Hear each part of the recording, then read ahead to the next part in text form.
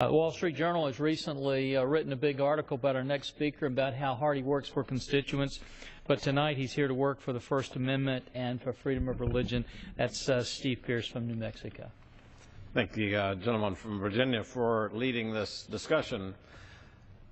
Congress shall make no law respecting an establishment of religion or prohibiting the free exercise thereof.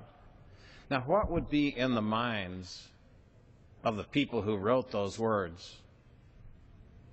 It would do well to look at where they came from. They came from countries where kings ruled. The kings could tell you what church you had to be in. They could tell you what you had to believe, what you had to profess. If it conflicted with what you said, they had the ultimate of power over you. And so they came here to establish a new government. They wanted this constitution, this contract with the people and the government that said the government cannot bridge certain lines.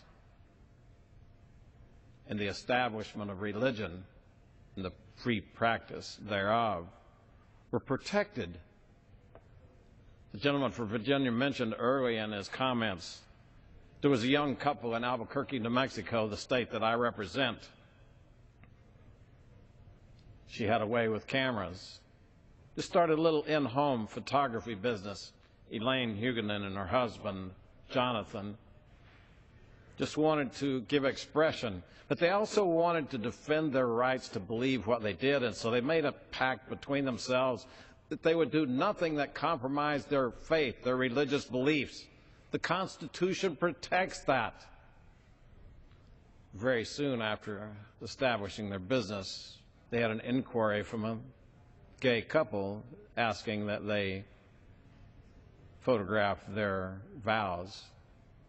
The young couple in the photography studio refused and were surprised when they were taken before the New Mexico Human Rights Commission. They were equally surprised when that commission found they had no rights of religion in this country. The New Mexico Human Rights Commission said that you are guilty of violating a different law, one that did not comport with the Constitution. They fined them $6,000. The young couple appealed to the New Mexico appeals courts. And just recently, the New Mexico Court of Appeals found also that they were in violation. A court of appeals in this country, ignorant of what the Constitution protects. It's exactly these kinds of things that our founding fathers were alarmed about. Commissions that would show up and tell you what you had to believe, what you had to profess. Catholics are afraid they're going to have to provide contraceptives from a government of the same mind. Doctors who are opposed to abortion fear that this government is going to tell them what they must do in violation of their conscience. Are we, the American people, supposed to stand by? I think not. I think it's time for us all, not just Congress, not just your representatives, but all, to raise their voices and speak out. A government that is too strong, has forgotten its limitations written into that Constitution, and especially under the First Amendment, protecting our free exercise of religion. Speak with us. Stand up and speak with us. I yield back. I thank the gentleman for his words tonight. And